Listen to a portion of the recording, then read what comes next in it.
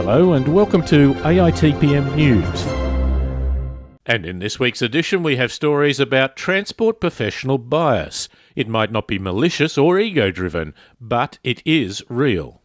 The federal government announces an electric vehicle initiative, but is it enough? A car company's thoughts on autonomous vehicles and city planning, and that's not a toll. Now this is a toll.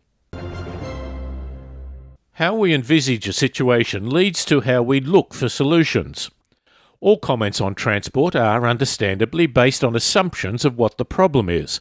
So how much of our analysis and research is open-minded inquiry or just compiling information to justify a preconceived idea? Now that may be extreme, but do we understand that no matter how well-meaning we are, we all come to the table with experiences that set up perceptions that influence our thinking?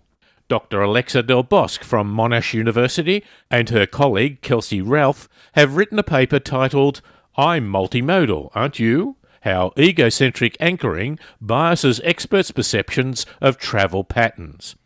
To paraphrase the 70s rock band Skyhooks, ego is not a dirty word. In the psychological sense, it is just a thing that directs us in defining our own reality. Alexa explains the thinking behind her paper. A lot of research recently about millennial generation and some assumptions that researchers and practitioners were making about what millennials were like and how they traveled. That was the inspiration for this research because we were wondering if some of those assumptions were because of the personal experience of the people who were interested in the topic. I have a background in psychology, and I know that it's very easy to draw from our own personal experiences and our own thoughts and feelings when we try to think about what other people are doing and thinking. And so we get a snippet of what the millennials might be thinking, and we use that in reinforcement. In fact, I think there's a psychological term for that, isn't there? There is. It's got a nice technical term, which is using egocentric anchoring to confirm what we think other people are thinking. So, let's be fair. It's really hard to know what other people are thinking and feeling and doing. You know, it's a big, wide, complex world out there.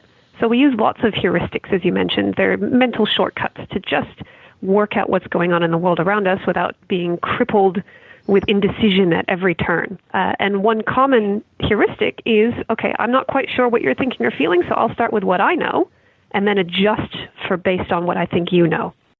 A link to the full interview with Alexa can be found on the AITPM website. The interview covers subjects such as the perceptions they identified that resulted in biases in transport planners, how your current travel mode affects what parameters you think are the most important, and how one narrow piece of information misdirected our more complete understanding of millennials. The Australian federal government has just announced a $395,000 grant for research to support the uptake of electric vehicles in Australia.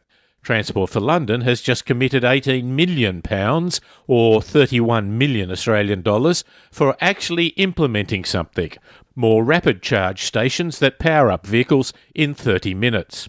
London is aiming for 75 charging points by the end of the year, 150 by the end of 2018, and 300 by 2020. The charging points are critical to support other initiatives. From the 1st of January 2018, all new taxi licences for London will need to be zero-emission capable. And putting in charge points encourages people who have an electric car to use them more, but maybe not in a way we think. In one major city, additional charge stations increased electric car use, even though owners didn't use the new facilities. It appears as though the security of having extra charge locations was enough for people to be more adventurous, while still relying mostly on their home and work power points. In Australia, a new body, the Electric Vehicle Council, has been established with some car manufacturers and other stakeholders. Automobile companies have a clear image of pleasing the customer with new technology, which is quite understandable, but they also have ideas about just how new developments, including autonomous vehicles, will change driving and the shape of our cities. They have ideas about the nature of trips in the city, and quite a number of vehicle manufacturers are actively working with universities and other research groups on what the cities of the future will look like. And it's not just about cars. We should be having more conversations with car companies, not to lecture them on what we think, but to listen and interact so our planning encompasses ours and their research and respects stakeholders and market forces. Richard Emery is the CEO of Nissan Australia. Nissan is not just looking at convenience issues. Social issues are part of the mix.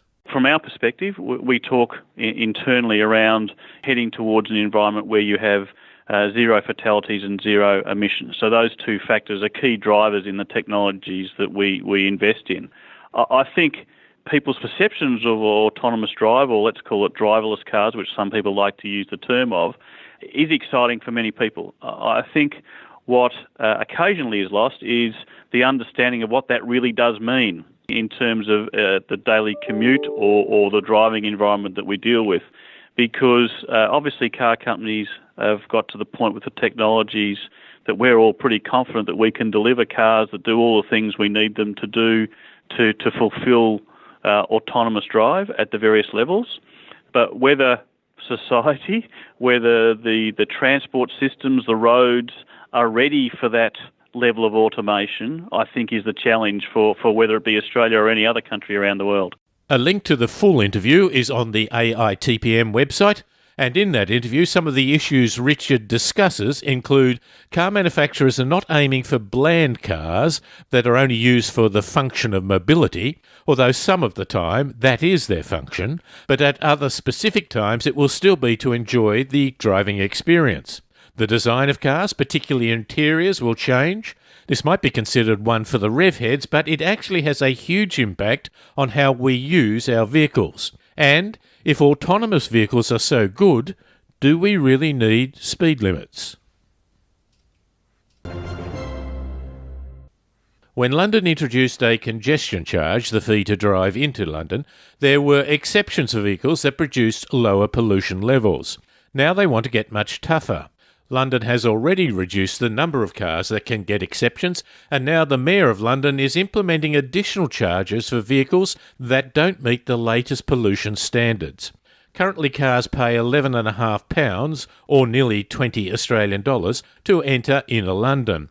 The new extra charges, which will come into effect on the 8th of April 2018 for vehicles that do not meet the minimum standards, are £12.50 for cars, vans and motorbikes, and £100 for buses, coaches and heavy vehicles. This means a high-polluting car will pay over $41 a day for the privilege to drive in inner London.